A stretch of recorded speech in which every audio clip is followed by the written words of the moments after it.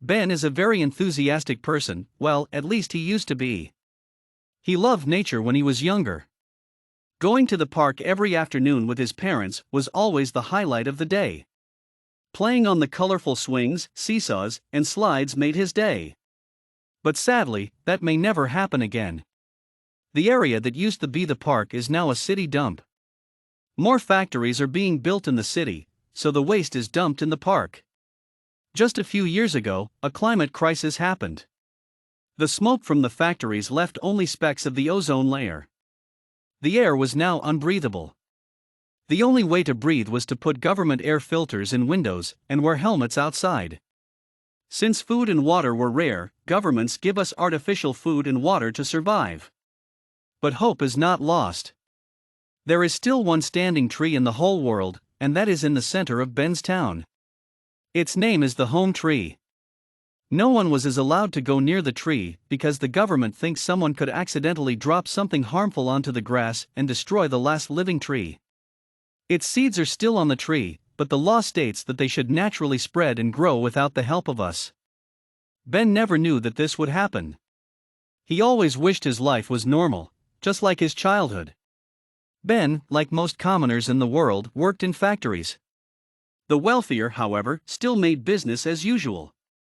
Every worker hated their job, but it was the only way to make money. His schedule was simple. 9 a.m. go to the factory. 9 a.m. to 7 p.m. do whatever the boss says.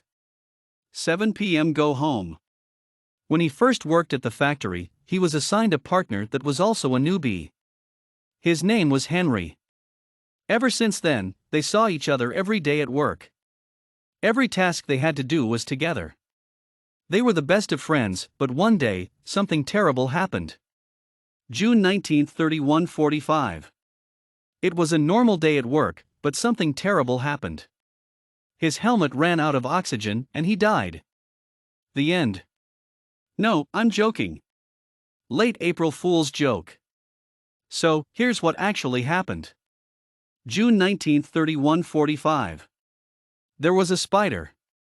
He tried climbing up a waterspout, but sadly, he never made it and failed time and time again. Producer, you're live on TV. So, please stop talking to yourself.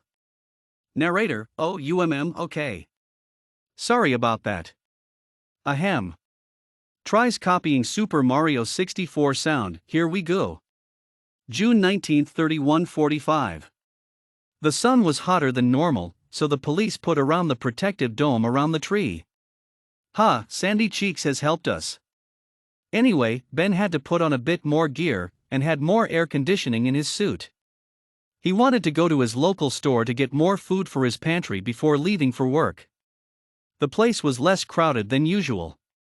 He grabbed bags of potato chips, veggies, cheese, and other items.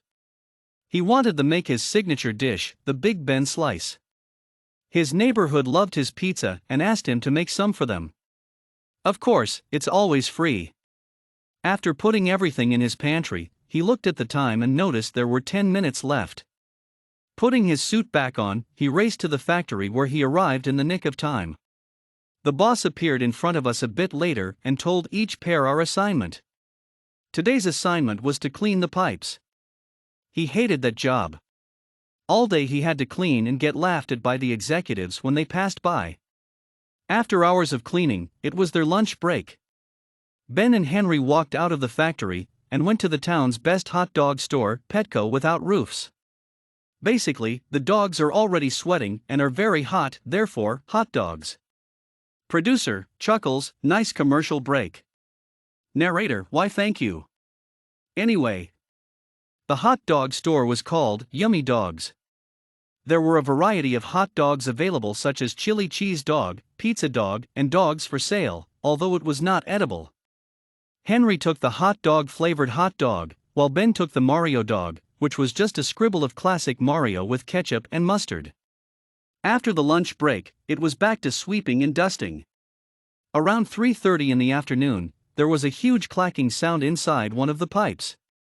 It was happening continuously and felt like the sound was falling down. Ben realized someone dropped something down a pipe. He went to the second floor of the building, where the pipe starts, and saw one of the executives staring down the pipe in fear. "I dropped my phone down it," he exclaimed. Henry soon appeared behind Ben. "That could explode easily," he shouted. Ben and Henry ran down the stairs and saw the phone drop just in time into the chemicals. "Ah, come on," Ben shouted. "Let's go, we have to warn the others," replied Henry. They raced around the building saying the factory was going to explode. Everyone immediately evacuated the building just in time to see the insides explode and fall everywhere. Luckily, no one was injured. After a few seconds, all metal pieces fell on the ground. Well, except one. It was heading straight for the home tree. Ben rushed to the tree with all the energy he had. Jumping over the small fence guarding the tree, he grabbed a piece of metal that was lying on the floor and threw it at the larger flying piece.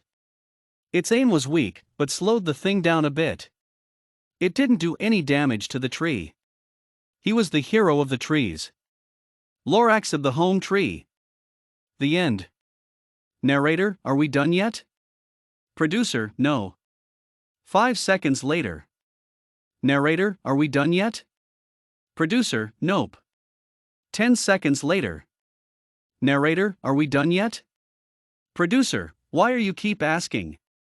Narrator, because I want to play Minecraft. Producer, oh my god, why? Certainly, Minecraft is the best game in the work. Download it for free at this site willhackyourcomputer.com. Narrator, nice talking ad there. Producer, why thank you. Narrator, well, we can talk more in the next story. Producer, yup. See ya. I trust that you will keep your identity as Dream. Narrator, I will. Producer, I know you will. Edit, imagine this dumb story winning?